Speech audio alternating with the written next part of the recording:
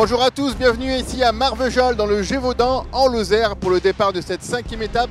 Une étape très attendue par les coureuses puisque aujourd'hui il va falloir prendre de la hauteur comme le club de gymnastes de Marvejols.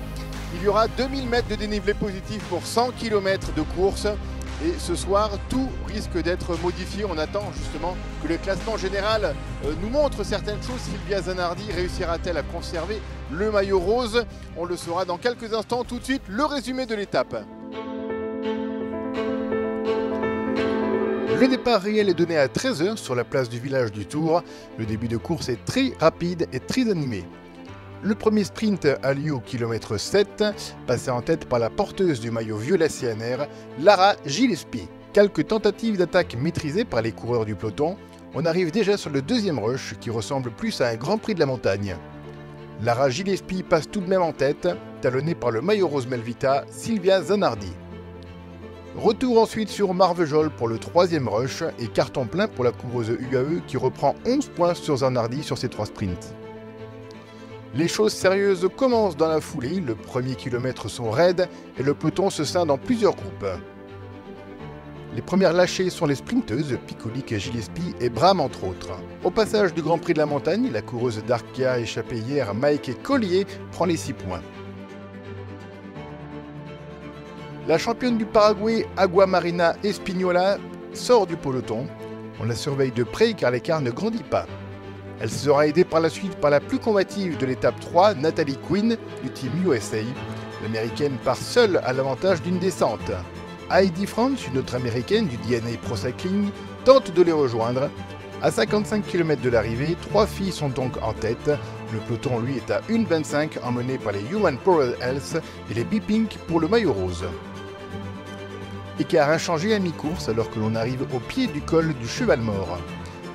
La montée se fait sans changement, au sommet Natalie Quinn passe en tête.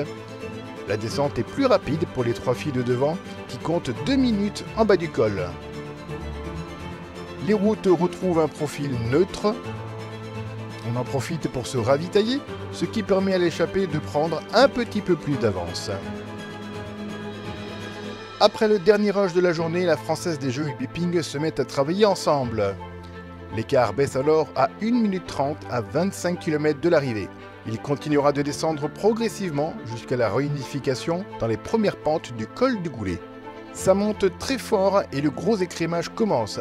À 15 km de l'arrivée, la FDJ Suez roule en tête du peloton. Au sommet du GPM, elles sont encore 12 dans le groupe de tête.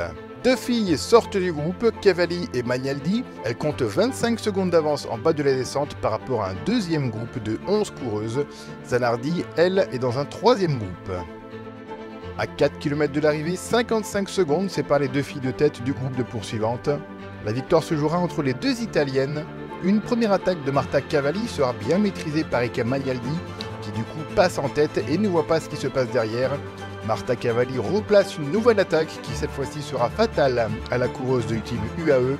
Marta Cavalli passe en tête la ligne d'arrivée, 14 secondes devant Erika Magnaldi. La sprinteuse de B-Pink Gold, Sylvia Zanardi, héroïque sur cette étape, lâche quand même le maillot rose à l'arrivée. Victoire d'étape pour Marta Cavalli de la Française des Jeux Suez, qui compte 14 secondes d'avance sur Erika Magnaldi et 1,53 sur Olivia Baril, ainsi qu'Evita Music. Oui, la manque vraiment un peu. Marta, elle a été super forte, mais je pense que j'ai été aussi un petit peu ingénue. Je ne me rappelle pas les mots en français, mais je ne devais pas laisser elle derrière moi parce qu'il m'a manqué quelques secondes quand elle a attaqué. Et voilà, j'ai perdu sa rue et ça a été suffisant pour ne pouvoir pas la suivre jusqu'au final. Au final, ce n'est pas beaucoup les secondes que j'ai perdues, donc je pense que c'est encore ouvert. Sûrement, j'irai essayer encore. Il y a encore 2 jours qui peuvent être très très durs et très importants pour le classement général encore. Donc, c'est pas fini. Je suis heureuse de mes sensations aujourd'hui, mais on va essayer de monter sur les premières positions de la podium. Au classement général, Marta Cavalli est seule en tête avec 14 secondes sur Erika Magnaldi. La coureuse d'Arkea Anastasia Kolesava est troisième à 17 secondes. Oui, il a programmé sa journée et tout a été dans les meilleurs. Et oui, our goal, c'était de faire une bonne dernière montée parce qu'il était dur. Et avec l'équipe, nous avons forcé un petit peu dans les deuxième dernier boss.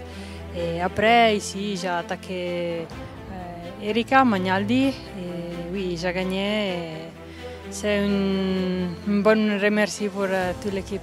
Oui, le tour a commencé aujourd'hui parce que les derniers 4 jours n'étaient pas trop durs.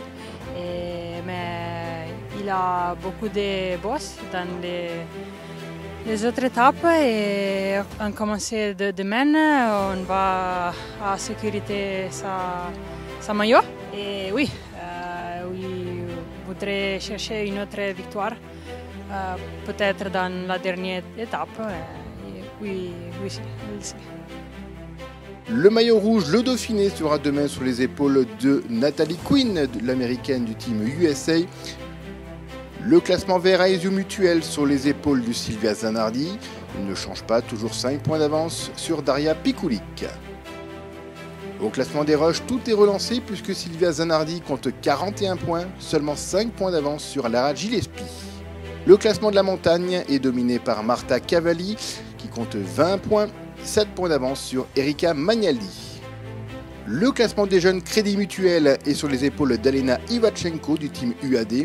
Elle compte 34 secondes d'avance sur Camille Failly, la jeune coureuse du team Saint-Michel-Aubert 93. Voilà, c'est toujours les grandes championnes qui s'imposent ici au Mont-Lozère.